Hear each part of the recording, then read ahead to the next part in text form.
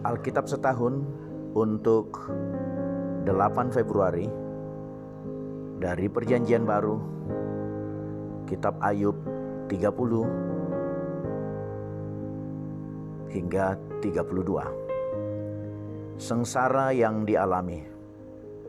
Tetapi sekarang aku ditertawakan mereka yang umumnya lebih muda daripadaku, yang ayah-ayahnya kupandang terlalu hina untuk ditempatkan bersama-sama dengan anjing penjaga kambing dombaku.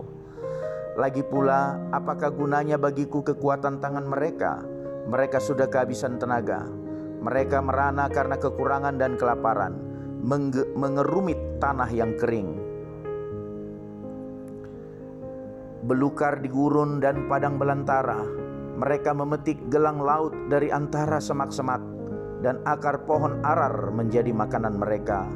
Mereka diusir dari pergaulan hidup, dan orang berteriak-teriak terhadap mereka seperti terhadap pencuri. Di lembah-lembah yang mengerikan mereka harus diam, di dalam celah-celah tanah dan sela-sela gunung.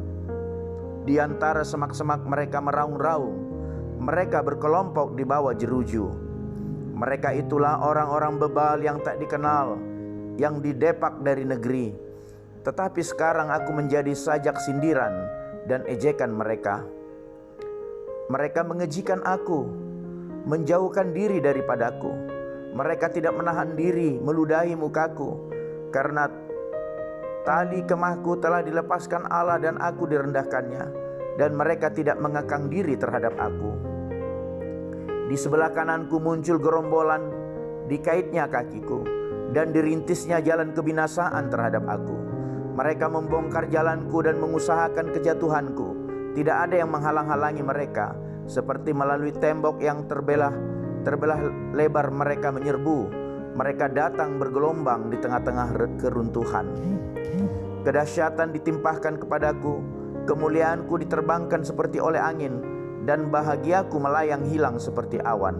Oleh sebab itu jiwaku hancur dalam diriku. Hari-hari kesengsaraan mencekam aku. Pada waktu malam tulang-tulangku seperti digerogoti, dan rasa nyeri yang menusuk tak kunjung berhenti. Oleh kekerasan yang tak terlawan, koyaklah pakaianku, dan menggelambir sekelilingku seperti kemeja. Ia telah menghempaskan aku ke dalam lumpur, dan aku sudah menyerupai debu dan abu. Aku berseru minta tolong kepadamu, tetapi engkau tidak menjawab. Aku berdiri menanti, tetapi engkau tidak menghiraukan aku. Engkau menjadi kejam terhadap aku. Engkau memusuhi aku dengan kekuatan tanganmu. Engkau mengangkat aku ke atas angin, melayangkan aku dan menghancurkan aku di dalam angin ribut. Ya, aku tahu engkau membawa aku kepada maut, ke tempat segala yang hidup dihimpunkan. Sesungguhnya masakan orang tidak akan mengulurkan tangannya kepada yang rebah. Jikalau ia dalam kecelakaannya tidak ada penolongnya. Bukankah aku menangis karena orang yang mengalami hari kesukaran? Bukankah susah hatiku karena orang miskin? Tetapi aku mengharapkan yang baik, maka kejahatanlah yang datang. Ketika aku menantikan terang, maka kegelapanlah yang datang. Batinku bergelora dan tak kunjung diam. Hari-hari kesengsaraan telah melanda diriku. Dengan sedih, dengan tidak terhibur, aku berkeliaran. Aku berdiri di tengah-tengah jemaah sambil berteriak minta tolong. Aku telah menjadi saudara bagi serigala dan kawan bagi burung unta. Kulitku menjadi hitam dan mengelupas dari tubuhku. Tulang-tulangku mengering karena demam. Permainan kecapiku menjadi ratapan, dan tiupan serulingku menyerupai suara orang menangis. Sekali lagi Ayub mengaku tidak bersalah. Ayub 31. Aku telah menetapkan syarat bagi mataku. Masakankah aku memperhatikan anak darah? Karena bagian apakah yang ditentukan Allah dari atas? Milik pusaka apakah yang ditetapkan yang maha kuasa dari tempat yang tinggi? Bukankah kebinasaan bagi orang yang curang dan kemalangan bagi yang melakukan kejahatan? Bukankah Allah yang mengamat-amati jalanku dan menghitung segala langkahku?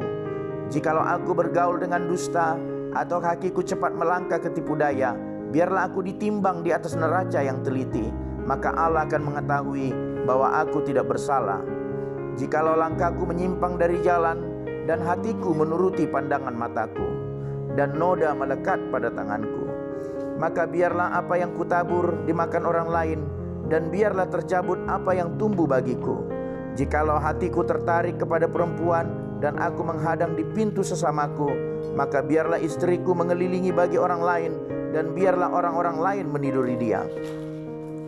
Karena hal itu adalah perbuatan mesum, bahkan kejahatan yang patut dihukum oleh hakim. Sesungguhnya itulah api yang memakan habis dan menghanguskan seluruh hasilku. Jikalau aku mengabaikan hak budakku laki-laki atau perempuan ketika mereka berperkara dengan aku, apakah dayaku kalau Allah bangkit berdiri? Kalau ia mengadakan pengusutan, apakah jawabku kepadanya? Bukankah ia yang membuat aku dalam kandungan, membuat orang itu juga? Bukankah satu juga yang membentuk kami dalam rahim? Jikalau aku pernah menolak keinginan orang-orang kecil, menyebabkan mata seorang janda menjadi pudar, atau memakan makananku seorang diri, sedang anak yatim tidak turut memakannya. Malah sejak mudanya aku membesarkan dia seperti seorang ayah, dan sejak kandungan ibunya aku membimbing dia. Jikalau aku melihat orang mati karena tidak ada pakaian, atau orang miskin yang tidak mempunyai selimut, dan pinggangnya tidak meminta berkat bagiku, dan tidak dipanaskannya tubuhnya dalam kulit bulu dombaku, jikalau aku mengangkat tanganku melawan anak yatim, karena di pintu gerbang aku melihat ada yang membantu aku, maka biarlah tulang belikatku lepas dari bahuku, dan lenganku dipatahkan dari persendiannya. Karena celaka yang daripada Allah menakutkan aku, dan aku tidak berdaya terhadap keluhurannya. Jikalau aku menaruh kepercayaan kepada emas, dan berkata kepada kencana, engkaulah kepercayaanku. Jikalau aku bersuka cita karena kekayaanku besar, dan karena tanganku memperoleh harta benda yang berlimpah-limpah, jikalau aku pernah memandang matahari ketika ia bersinar dan bulan yang beredar dengan indahnya, sehingga diam-diam hatiku terpikat dan menyampaikan kecupan tangan kepadanya, maka hal itu juga menjadi kejahatan yang patut dihukum oleh hakim, karena Allah yang di atas telah kuingkari. Apakah aku bersuka cita karena kecelakaan pembenciku, dan bersorak-sorai bila ia ditimpa malapetaka? Aku takkan membiarkan mulutku berbuat dosa, menuntut nyawanya dengan mengucapkan sumpah serapah. Jikalau orang-orang di kemahku mengatakan, siapa yang tidak kenyang dengan lauknya? Malah orang asing pun tidak pernah bermalam di luar.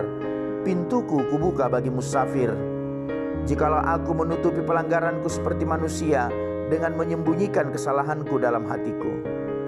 Karena aku takuti khalayak ramai, dan penghinaan kaum keluarga mengagetkan aku, sehingga aku berdiam diri dan tidak keluar dari pintu. Ah, sekiranya ada yang mendengarkan aku, inilah tanda tanganku, hendaklah yang Maha Kuasa menjawab aku.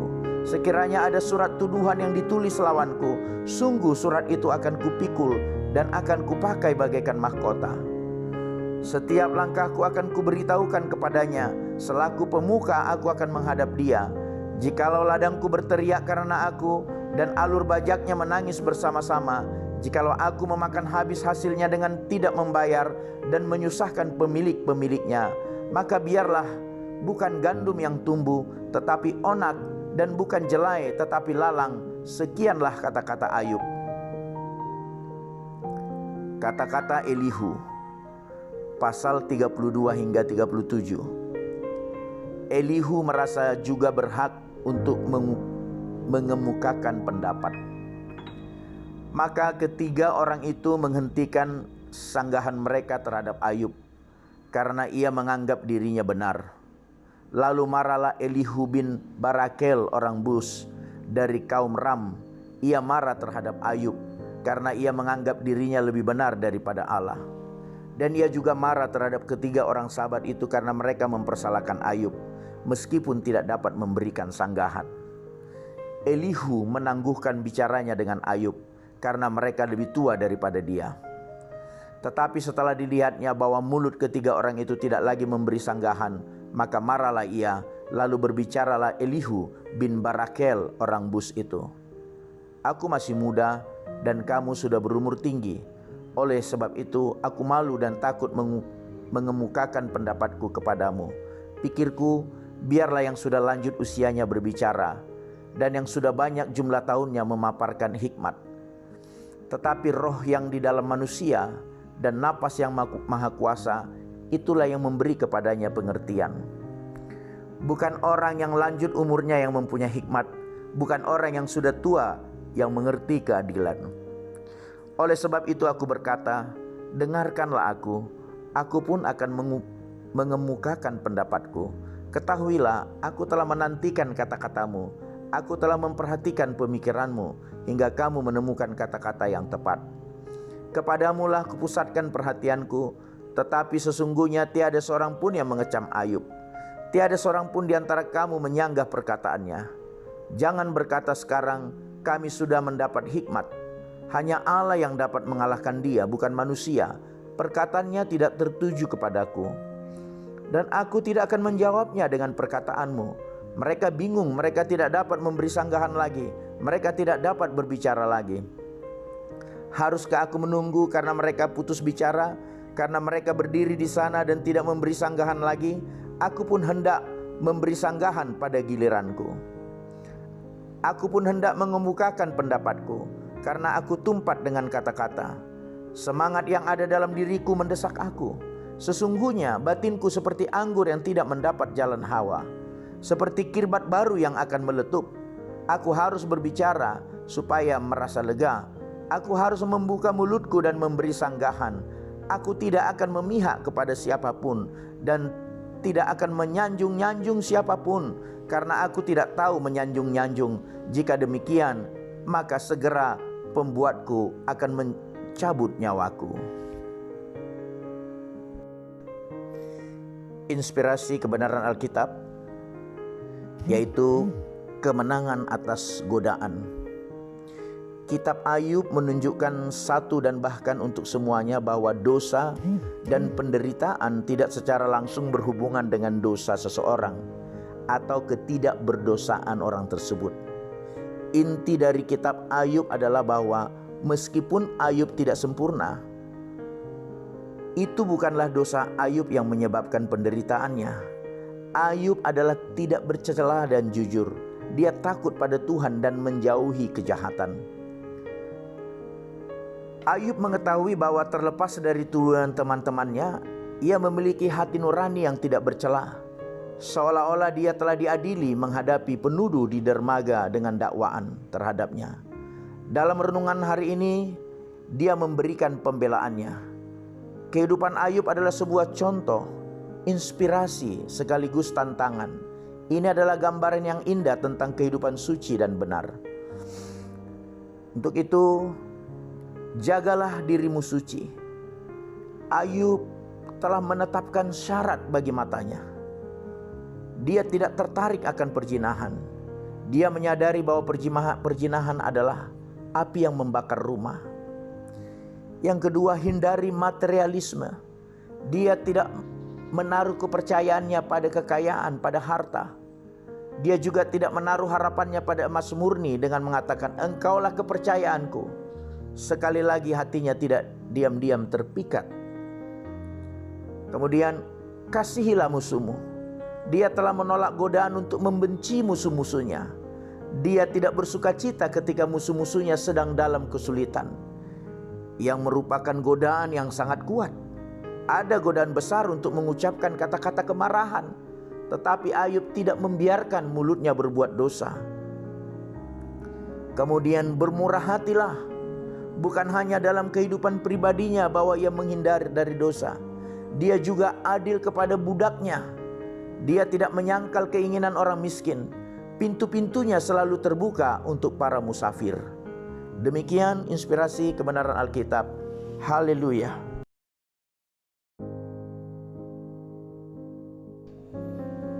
Kita melanjutkan pembacaan kitab Perjanjian Lama dari kitab Ayub 33 hingga 34. Allah berfirman kepada manusia dengan berbagai-bagai cara. Akan tetapi sekarang, hai Ayub, dengarkanlah bicaraku dan bukalah telingamu kepada segala perkataanku. Ketahuilah, mulutku telah kubuka, lidahku di bawah langit-langitku berbicara. Perkataanku keluar dari hati yang jujur, dan bibirku menyatakan dengan terang apa yang diketahui. Roh Allah telah membuat aku, dan nafas yang maha kuasa membuat aku hidup. Jikalau engkau dapat, jawablah aku. Bersiaplah engkau menghadapi aku. Pertahankanlah dirimu. Sesungguhnya bagi Allah aku sama dengan engkau. Aku pun dibentuk dari tanah liat. Jadi engkau tak usah ditimpa kegentaran terhadap aku. Tekananku terhadap engkau tidak akan berat. Tetapi engkau telah berbicara dekat telingaku, dan ucapan-ucapanmu telah kudengar. Aku bersih, aku tidak melakukan pelanggaran. Aku suci, aku tidak ada kesalahan. Tetapi ia mendapat alasan terhadap aku. Ia menganggap aku sebagai musuhnya. Ia memasukkan kakiku ke dalam pasung. Ia mengawasi segala jalanku. Sesungguhnya dalam hal itu engkau tidak benar, demikian sanggahanku kepadamu. Karena Allah itu lebih daripada manusia, mengapa engkau berbantah dengan dia, bahwa dia tidak menjawab segala perkataanmu? Karena Allah berfirman dengan 1-2 cara, tetapi orang tidak memperhatikannya. Dalam mimpi, dalam penglihatan waktu malam, bila orang nyenyak tidur, bila berbaring di atas tempat tidur, maka ia membuka telinga manusia dan mengejutkan mereka dengan teguran-teguran untuk menghalangi manusia daripada perbuatannya dan melenyapkan kesombongan orang. Untuk menahan nyawanya daripada liang kubur dan hidupnya daripada maut oleh lembing. Dengan penderitaan ia ditegur di tempat tidurnya dan berkobar terus-menerus bentrokan dalam tulang-tulangnya. Perutnya bosan makanan, hilang nafsunya untuk makanan yang lezat-lezat. Susutlah dagingnya sehingga tidak kelihatan lagi. Tulang-tulangnya yang mula-mula tidak tampak menonjol keluar. Sampai nyawanya menghampiri liang kubur, dan hidupnya mendekati mereka yang membawa maut. Jikalau di sampingnya ada malaikat penengah 1 di antara 1000 untuk menyatakan jalan yang benar kepada manusia, maka ia akan mengasihaninya dengan berfirman, lepaskan dia supaya jangan ia turun ke liang kubur. Uang tebusan telah kuperoleh. Tubuhnya mengalami kesegaran seorang pemuda. Ia seperti pada masa mudanya. Ia berdoa kepada Allah dan Allah berkenan menerimanya. Ia akan memandang wajahnya dengan bersorak-sorai, dan Allah mengembalikan kebenaran kepada manusia. Ia akan bernyanyi di depan orang. Aku telah berbuat dosa, dan yang lurus telah kubengkokkan, tetapi hal itu tidak dibalaskan kepadaku. Ia telah membebaskan nyawaku dari jalan ke liang kubur, dan hidupku akan melihat terang. Sesungguhnya semuanya ini dilakukan Allah 2-3 kali terhadap manusia, mengembalikan nyawanya dari liang kubur sehingga ia diterangi oleh cahaya hidup. Perhatikanlah, hai Ayub, dengarkanlah aku. Diamlah, akulah yang berbicara. Jikalau ada yang hendak kau katakan, jawablah aku. Berkatalah, karena aku rela membenarkan engkau. Jikalau tidak, hendaklah engkau mendengarkan aku. Diamlah, aku hendak mengajarkan hikmat kepadamu. Allah tidak berlaku curang. Ayub 34. Maka berbicaralah Elihu, dengarkanlah perkataanku. Kamu orang-orang yang mempunyai hikmat, berilah telinga kepadaku. Kamu orang-orang yang berakal budi, karena telinga itu menguji kata-kata, seperti langit-langit mengecap makanan. Biarlah kita memutuskan bagi kita sendiri apa yang adil, menentukan bersama-sama apa yang baik. Karena Ayub berkata, aku benar, tetapi Allah mengambil hakku. Kendati aku mempunyai hak, aku dianggap berdusta. Sekalipun aku tidak melakukan pelanggaran, lukaku tidak dapat sembuh lagi. Siapakah seperti Ayub yang minum hujatan terhadap Allah seperti air, yang mencari persekutuan dengan orang-orang yang melakukan kejahatan dan bergaul dengan orang-orang fasik? Karena ia telah berkata, tidak berguna bagi manusia kalau ia dikenan Allah. Oleh sebab itu, kamu orang-orang yang berakal budi, dengarkanlah aku. Jauhlah daripada Allah untuk melakukan kefasikan, dan daripada yang maha kuasa untuk berbuat curang. Malah ia mengganjar manusia sesuai perbuatannya, dan membuat setiap orang mengalami sesuai kelakuannya. Sungguh Allah tidak berlaku curang, yang maha kuasa tidak membengkokkan keadilan. Siapa mempercayakan bumi kepadanya? Siapa membebankan alam semesta kepadanya? Jikalau ia menarik kembali rohnya dan mengembalikan nafasnya kepadanya, maka binasalah bersama-sama segala yang hidup, dan kembalilah manusia kepada debu. Jikalau engkau berakal budi, dengarkanlah ini. Pasanglah telinga kepada apa yang kau ucapkan. Dapatkah pembenci keadilan memegang kekuasaan? Dan apakah engkau mau mempersalahkan Dia yang adil dan perkasa? Dia yang berfirman kepada raja, hai orang dursila, kepada para bangsawan, hai orang fasik. Dia yang tidak memihak kepada para pembesar, dan tidak mengutamakan orang yang terkemuka daripada orang kecil, karena mereka sekalian adalah buatan tangannya. Dalam sekejap mata mereka mati, ya pada tengah malam orang dikejutkan dan binasa. Mereka yang perkasa dilenyapkan bukan oleh tangan manusia, karena matanya mengawasi jalan manusia. Dan ia melihat segala langkahnya. Tidak ada kegelapan ataupun kelam kabut, di mana orang-orang yang melakukan kejahatan dapat bersembunyi, karena bagi manusia ia tidak dapat menentukan waktu untuk datang menghadap Allah supaya diadili. Orang-orang yang perkasa diremukkannya dengan tidak diperiksa, dan orang-orang lain diangkatnya ganti mereka. Jadi ia mengetahui perbuatan mereka dan menggulingkan mereka di waktu malam, sehingga mereka hancur lebur. Mereka ditamparnya karena kefasikan mereka dengan dilihat orang banyak, karena mereka meninggalkannya dan tidak mengindahkan satupun daripada jalannya, sehingga mereka menyebabkan jeritan orang miskin naik ke hadapannya, dan ia mendengar jeritan orang sengsara. Kalau dia berdiam diri, siapa akan menjatuhkan hukuman? Kalau dia menyembunyikan wajahnya, siapa akan melihat dia? Baik itu sesuatu bangsa atau orang seorang, supaya jangan menjadi raja orang fasik, yang adalah jerat bagi orang banyak. Tetapi kalau seseorang berkata kepada Allah, aku telah menyombongkan diri, tetapi aku tidak akan lagi berbuat jahat. Apa yang tidak ku mengerti, ajarkanlah kepadaku. Jikalau aku telah berbuat curang, maka aku tidak akan berbuat lagi. Menurut hematmu, apakah Allah harus melakukan pembalasan karena engkau yang menolak? Jadi engkau jugalah yang harus memutuskan, bukan aku. Katakanlah apa yang engkau tahu. Maka orang-orang yang berakal budi dan orang yang mempunyai hikmat yang mendengarkan aku akan berkata kepadaku, Ayub berbicara tanpa pengetahuan, dan perkataannya tidak mengandung pengertian. Kiranya Ayub diuji terus menerus, karena ia menjawab seperti orang-orang jahat. Karena ia menambahkan dosanya dengan pelanggaran, ia mengepalkan tangan di antara kami, dan banyak bicara terhadap Allah. Inspirasi kebenaran Alkitab yaitu kritis. Ayub yang merana, yang berada dalam posisi kepemimpinan yang menonjol, harus menghadapi kritik tidak baik terus-menerus dari orang yang ia sebut teman. Kritik selalu paling sulit ketika datang dari mereka yang harusnya menjadi teman kita. Sungguh menyedihkan ketika kritik yang tidak bisa dibenarkan terhadap para pemimpin Kristen berasal dari dalam gereja itu sendiri, dari apa yang disebut teman. Pasti sangat menyakitkan bagi Ayub untuk harus mendengarkan Elihu yang jauh lebih muda dan belum yakin akan pengalamannya sendiri, dengan arogan mengatakan kepada Ayub, aku hendak mengajarkan hikmat kepadamu. Dan Ayub berbicara tanpa pengetahuan dan perkataannya tidak mengandung pengertian. Dan untuk menyatakan bahwa karena Ayub tidak setuju dengan kritik Elihu, karena ia menambahkan dosanya dengan pelanggaran, ia mengepalkan tangan di antara kami dan banyak bicara terhadap Allah.